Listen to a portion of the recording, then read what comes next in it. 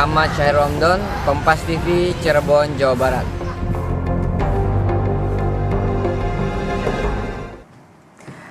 Dan inilah jurnalis Kompas TV, Muhammad Syahri Romdon, yang biasanya saya menyapanya Kang Arai. Ini menggawangi setiap peliputan yang ada di Cirebon, Jawa Barat.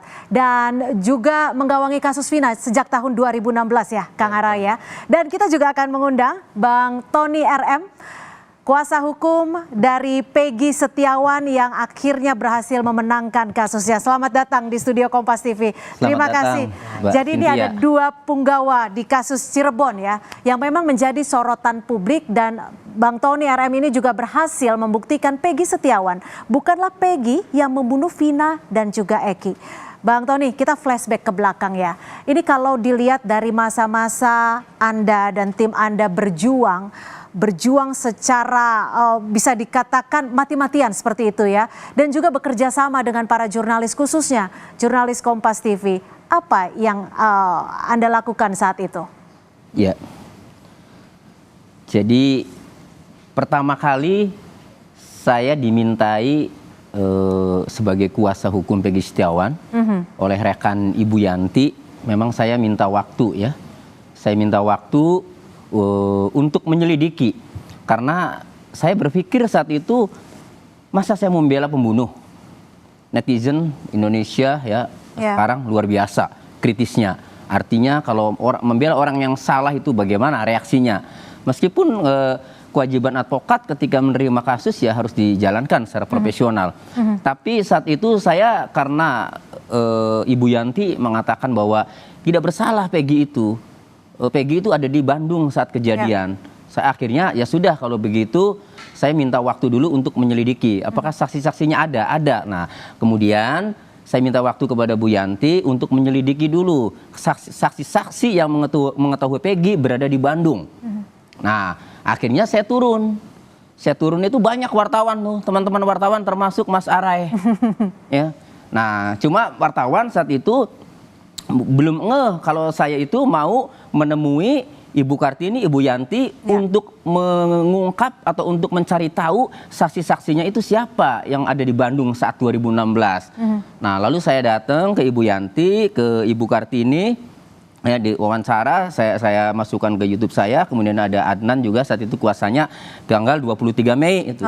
Nah, di situ muncullah saksi Bondol, saksi Ibnu, ya teman kerjanya semua di Bandung, kuli bangunan. Kemudian Robi adiknya, kemudian Suparman, kemudian Agus Koaceng yang pemilik bangunannya, nah, kemudian Pak Rudi Irawan bapaknya. Nah, dari situ kemudian teman-teman wartawan ini, Bu, termasuk Mas Arai ini ya, langsung tuh setelah saya buka ada saksi yang mengetahui bahwa Peggy itu ada di Bandung, langsung teman-teman wartawan termasuk Mas Arai ya langsung wawancara di situ. Nah, setelah itu kemudian saya menemukan lagi saksi Bondol. Saya diskusi sama teman-teman, karena terutama Mas Arai. Mas Arai ini selalu ngikuti saya nih, Bu. Jadi kalau saya menemukan, ada kerjasama dan juga diskusi ya dengan para jurnalis, khususnya Kang Arai. Iya.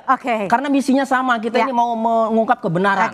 Baik, gitu. Kang Arai, sebagai satu-satunya jurnalis Kompas TV yang bertugas, ini kan kasus besar menjadi sorotan. Apa suka duka saat mendapatkan tuntutan yang luar biasa dari redaksi kami, redaksi Kompas TV, dari Kang Arai?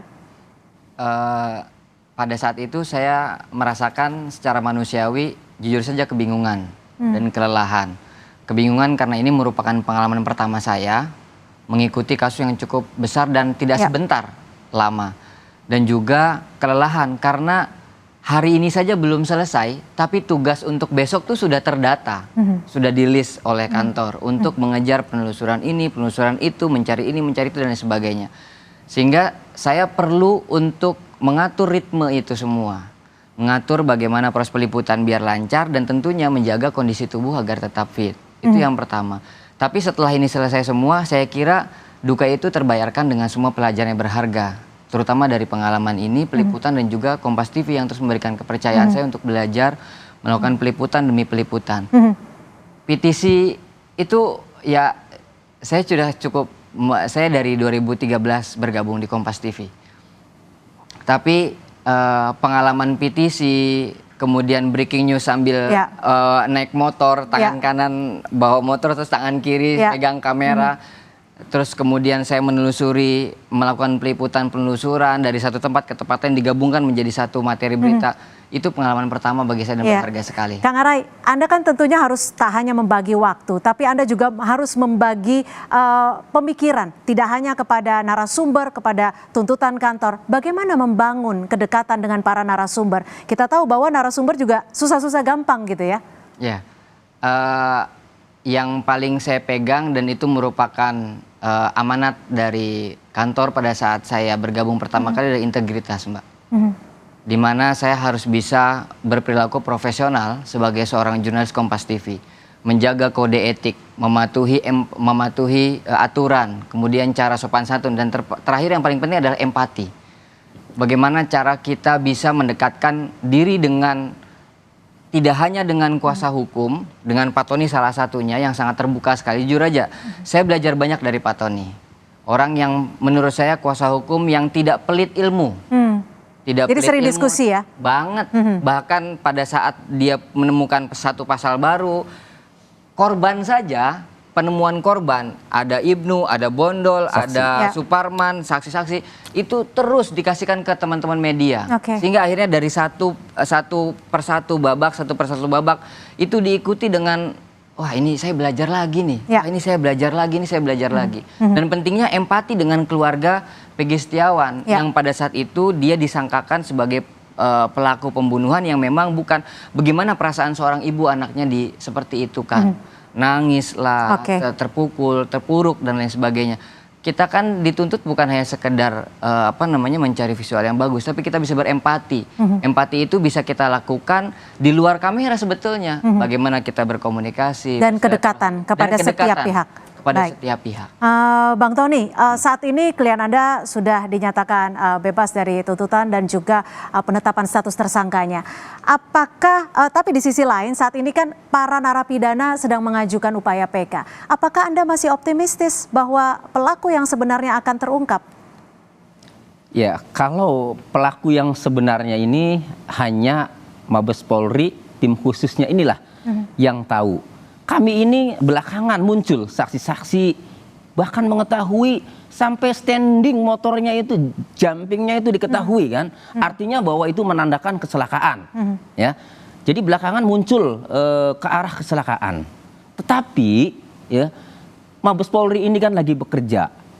Jadi terungkap tidaknya, kalau pertanyaan terungkap, optimis tidak terungkap pelaku yang sebenarnya, berarti masih ada peristiwa pembunuhan. Ya. Sementara ada update terakhir dari saksi-saksi yang mengarah ke kecelakaan.